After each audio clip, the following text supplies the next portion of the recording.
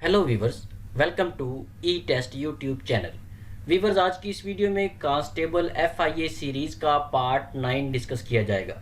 इससे पहले FIA constable series के 8 हिस्से, 8 लेक्चर या 8 वीडियोस हम पहले बना चुके हैं। तमाम वीडियो का लिंक आपको इस वीडियो के डिस्क्रिप्शन में और इसके अलावा इस वीडियो के एंड पर आपको एक प्लेलिस्ट मिलेगी जिसमें तमाम साबका पेपर्स और तमाम पार्ट्स मुकम्मल सीरीज मौजूद है। चलते हैं क्वेश्चन की जानिब। क्वेश्चन नंबर 201, सवाल नंबर 201। इससे पहले के 200 सवालात साबका पार्ट्स में मौजूद हैं। इस्लामी अकायद में सबसे पहला अकीदा कौन सा है? इस्लामी अकायद में सबसे पहला अकीदा तौहीद है। सवाल नंबर 202, तौहीद का मुत्तज़ाद क्या है? तौहीद का मुत्तज़ाद शिर्क है। तौहीद का मतलब होता है कि अल्लाह को एक मानना, अल्लाह को यकता मानना, जबकि शिर्क का मतलब है हिस्सादारी, शराकतदारी। बहुत से पेपर्स में शिर्क की इकसाम पूछी गई हैं। नोट कर लें कि शिर्क की 2 इकसाम हैं जिसमें शिर्क बिज़ात और शिर्क बिस्सिफ़ात शामिल है। शिर्क बिज़ात उसे कहते हैं कि अल्लाह की ज़ात में किसी को शरीक ठहराना। नाउज़ुबिल्लाह ऐसे कहा जाए कि कोई अल्लाह का बेटा है या अल्लाह ने किसी को जना है, अस्तगफिरुल्लाह, ये शिर्क बिज़ात होगा। अगर अल्लाह की सिफ़ात किसी को दे दी जाए तो इसे शिर्क बिस्सिफ़ात कहेंगे। शिर्क बिस्सिफ़ात से मुराद है कि जिस तरह औलाद देने वाला अल्लाह है, इज़्ज़त देने वाला अल्लाह है, ज़िंदगी और मौत अल्लाह के हाथ में है। अगर ये तमाम सिफ़ात हम किसी और को दे देंगे, किसी इंसान को दे देंगे कि ये इज़्ज़त, ज़िल्लत, रिज़्क़, ये तमाम चीज़ें कोई इंसान भी दे सकता है, तो ये शिर्क बिस्सिफ़ात होगा। ये 3-4 पॉइंट्स हैं, ये याद रखें। बहुत से पेपर्स में ये क्वेश्चन रिपीट हो रहा है। सवाल नंबर 203, सूरा अल बकरा की कुल आयात कितनी हैं? सूरा अल बकरा की कुल आयात की तादाद 286 है। वीवर, इसके अलावा बहुत से पेपर्स में सूरा अल बकरा से मुतल्लिका चंद सवालात बार बार दोहराए गए हैं। इन तमाम सवालात को याद रखिएगा। सूरा अल बकरा कुरान मजीद की दूसरी सूरा है। सूरा अल बकरा कुरान मजीद की सबसे लंबी सूरा है। सूरा अल बकरा में कुरान मजीद की सबसे लंबी आयत मौजूद है। सूरा अल बकरा में ही आयतल कुर्सी मौजूद है। ये 4-5 पॉइंट्स हैं, बहुत से पेपर्स में रिपीट हो रहे हैं, इन्हें याद रखें। सवाल नंबर 204, किबला अव्वल किसे कहा जाता है? किबला अव्वल मस्जिद अक्सा को कहा जाता है। वीवर्स, मस्जिद अक्सा को बैतुल मुक़द्दस भी कहते हैं। सवाल नंबर 205, मदीना का पुराना नाम क्या था? मदीना का पुराना नाम यसरब था। वीवर्स, मदीना मुनव्वरा मक्का से तकरीबन 300 किलोमीटर के फासला पर है। मोअज़्ज़ज़ सामीन, आपसे रिक्वेस्ट है कि मज़ीद आगे जाने से पहले वीडियो को लाइक ज़रूर कर दें। अगर आप चाहते हैं कि इस किस्म की वीडियोज़ आपको मिलती रहें, इस किस्म के पास्ट पेपर्स आपके साथ डिस्कस होते रहें, तो हमारे चैनल ई टेस्ट को फ़ौरन सब्सक्राइब कर लें और साथ बेल आइकन को ज़रूर प्रेस करें ताकि फ्यूचर में आपको इस किस्म के पेपर्स की अपडेट मिलती रहे।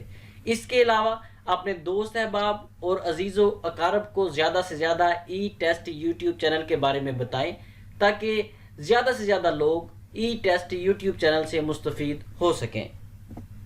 सवाल नंबर 206, नबी सल्लल्लाहु अलैहि वसल्लम ने अबू बकर सिद्दीक़ रज़ी अल्लाह तआला अन्हु के साथ किस गार में क़याम किया? नबी सल्लल्लाहु अलैहि वसल्लम ने अबू बकर सिद्दीक़ रज़ी अल्लाह तआला अन्हु के साथ गारे सोर में 3 दिन तक क़याम किया। सवाल नंबर 207, शोब किस ज़ुबान का लफ्ज़ है? शुएब, या इसे अरबी में शोब पढ़ेंगे। शुएब जो है ये अरबी ज़ुबान का लफ्ज़ है जिसका मतलब है घाटी। जिस तरह शुएब बिन अबी तालिब या शुएब बिन हाशिम ये घाटियों के नाम हैं, इसी तरह ये लफ्ज़ वहीं से लिया गया है। शुएब का जो मतलब है अरबी ज़ुबान में वो घाटी है। सवाल नंबर 208, वही के लफ्ज़ी मायनी क्या है? वही के लफ्ज़ी मायनी है चुपके से। नबी सल्लल्लाहु अलैहि वसल्लम पर जो पहली वही नाजिल हुई थी वो गारे हिरा में नाजिल हुई थी। नोट कर लें, बहुत से पेपर्स में पूछा गया है गारे हिरा में पहली वही जब नाजिल हुई थी तो वो सूरा अल अलग की पहली 5 आयात थी। जब नबी सल्लल्लाहु अलैहि वसल्लम पर पहली वही नाजिल हुई उस वक़्त आप सल्लल्लाहु अलैहि वसल्लम की उम्र 40 साल थी। सवाल नंबर 209, झील سیف الملوک کہاں واقع ہے؟ جھیل سیف الملوک وادی کاگان میں واقع ہے۔ جھیل سیف الملوک صوبہ خیبر پختونخوا کے ضلع مان صحرا میں ہے۔ سوال نمبر 211، پاکستان کے کتنے فیصد رقبہ پر جنگلات ہیں؟ ویورز، پاکستان کے 5.7% رقبہ پر جنگلات موجود ہیں، لیکن یہ 5.7 جو ہے یہ بہت کم ہے۔ کسی بھی ملک کے رقبے کے 25% پر جنگلات ہونا بہت ضروری ہے۔ اگر کسی ملک کے کل رقبے کے 25% رقبے پر جنگلات موجود ہیں تو وہاں کے لوگ صحت مند ہوں گے، وہاں پر آلودگی کم ہوگی اور بہت سے ایسے فیکٹرز ہیں جو کم ہو جائیں گے۔ سوال نمبر 211، 1 یونٹ کا قیام کب عمل میں آیا؟ 1 یونٹ کا قیام 1954 میں عمل میں آیا۔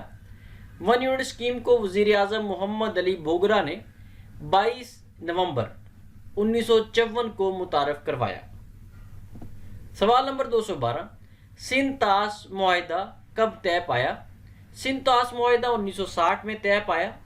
ویورز، تھوڑا سا بیک گراؤنڈ سن لیں، سندھ طاس معاہدہ ہوتا کیا ہے؟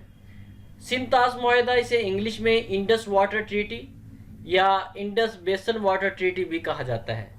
1 اپریل 1948 کو انڈیا نے بغیر کسی اطلاع کے پاکستان کا پانی بند کر دیا، جس پر پاکستان اور انڈیا کے درمیان معاملات طول پکڑنے لگے، جس پر ورلڈ بینک نے پانی کے اس تنازع کو حل کروانے کے لیے بطور ثالثی دونوں ممالک کے درمیان معاہدہ دستخط کروایا، جسے سندھ طاس معاہدہ یا انڈس واٹر ٹریٹی کا نام دیا گیا۔ ویورز، اگر آپ کانسٹیبل FIA یا ای ٹیسٹ یوٹیوب چینل پر موجود کسی بھی سیریز کو نوٹس کی صورت میں بذریعہ ڈاک منگوانا چاہتے ہیں تو ہمارے واٹس ایپ نمبر پر رابطہ کر کے گھر بیٹھے اس سیریز کو بذریعہ ڈاک منگوائیں۔ ہمارا ای ٹیسٹ یوٹیوب چینل کا صرف ایک ہی واٹس ایپ کانٹیکٹ نمبر ہے جو آپ کے سامنے سکرین پر درج ہے۔ سوال نمبر 213، آزادی سے پہلے ہندوستان میں کل کتنی ریاستیں تھیں؟ آزادی سے پہلے ہندوستان میں کل ریاستوں کی تعداد 560 تھی۔ ویورز، اس وقت بھارت میں کل ریاستوں کی تعداد 28 ہے۔